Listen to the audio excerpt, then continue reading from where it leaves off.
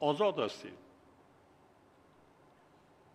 طاعت میکنی، عبادت میکنی، نماز میخوانی، روزه میداری، مسجد میروی، خانه خدا میروی، کار خیر و ثواب میکنی.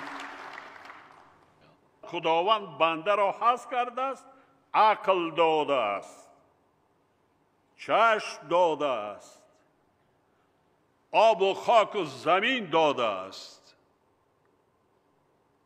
که زندگی کن، از این دنیا بهره بر، عقلت را کار فرما، با زمان مطابقت شو،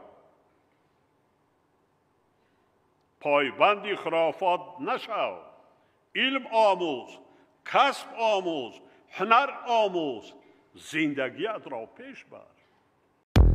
салом муҳоҷирони азиз, фикр мекунам ки ҳаматон хубен тинҷен. агар шумо хоҳиши гузаштани граница дошта бошед аз Москва Қазоқистон, аз Қазоқистон ба Москва, яъне ки ба мошини худаш мия ай ҷои мехостагитон мегиратон, рост сарҳади Қазоқистон мебарад, мо мегардонам ёра. бисёриё мега ки мо мерем ёрдамаш мекунем, ёрдам ай граница мегзаронатон. дигаи хеле бугӯи фанду фиреб хеле нестай. ба ҳамин хотир дӯстони азиз, рақамое ки дар рӯи экран ҳастанд бигирен, скриншот кунед, дар телефонотон беста. کاری که سرحد قزاقستان را کشیدن، اگر خارج از زمین می‌زنیم با عینای ما تخفیف، یعنی اسکیپ کردن. با این خاطر با همتون برای کار روی صفحه خانه تشکر. در هر یک دهمان مثل شیخ تیمور باید پیغمبرای نو برآمد می‌براید. اگر قانون نباشه، هر یک داملا باید نظر خود را به سر مردم بار کردن می‌گیرد. اولا که خودتان باید دانشمند باشید، سواد کافی داشته باشید.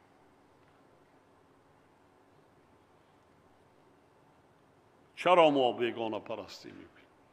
چرا ما بیگانه ها را اینقدر تشویق و ترغیبات میکنیم؟ من نمیفهمم. چی میدید؟ چرا ملت را گمراه میکنیم؟ با کدام زبان فهمانم؟ چگونه؟ کدام راهبر دولت دنیا ملت خود را، خلق خود را دیده دانسته با آتش دل می‌دهد؟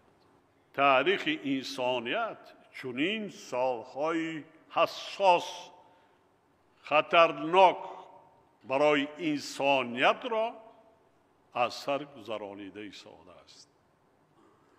الان برای همینم در چنین وضعیت، در چنین سالها که برای زندگی ما شما نیز خطر دارد، زیاده روی نکنیم.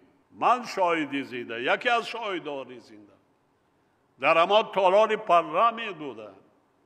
اگر بسیاری ها بی‌طرفی نمی کردن، در تاجیکستان جنگی شرمندی سر نمی زد. چگونه بدبختی ها را آورد؟ چقدر مردم قربان گشت از مسجدهای آن زمان. در بالای بعضن تکنیکای حربی بی‌طرف‌ها کی بودن در دست اتوماتیک کلاشنیکوف؟ بعضن امام خطیب های داملای همان زمان. تام های ملی تاجیکی، آشی پلاو، لباس های دیگری ما چکن و دیگر در جهان معرفی گشتند. از سالهای پیشین ما را کی میشناخت؟ و چگونه ما شکرانه از این دولت و از این ساختار دولتی و این دولت و وطن بیشتازا شکرانه نکنیم؟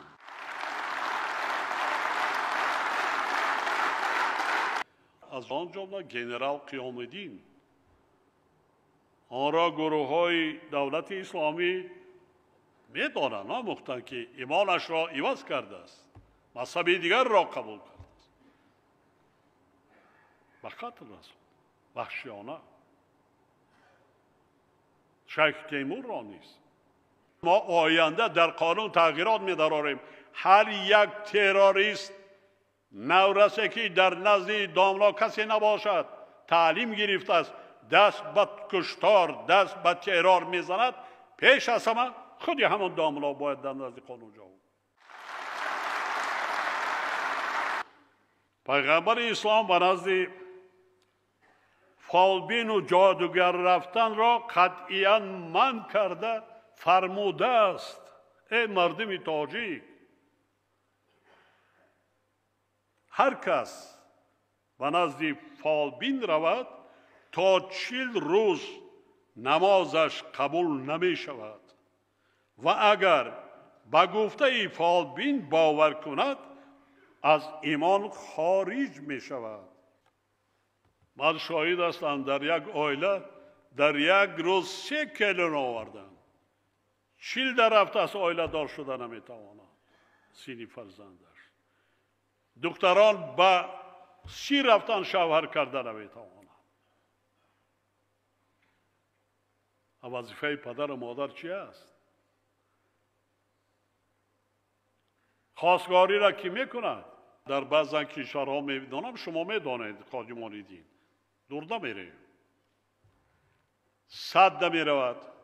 همین که خاندار نشده، عائله‌دار نشده، فرزنددار نشده از دنیا میگذرد. این چی زندگی است؟ خداوند بنده را حث کرده است که از این دنیا بهره‌ور شود، عمری با برکت بیند، از خود میراث گذارد. میراث چی است؟ فرزند پیش از همه.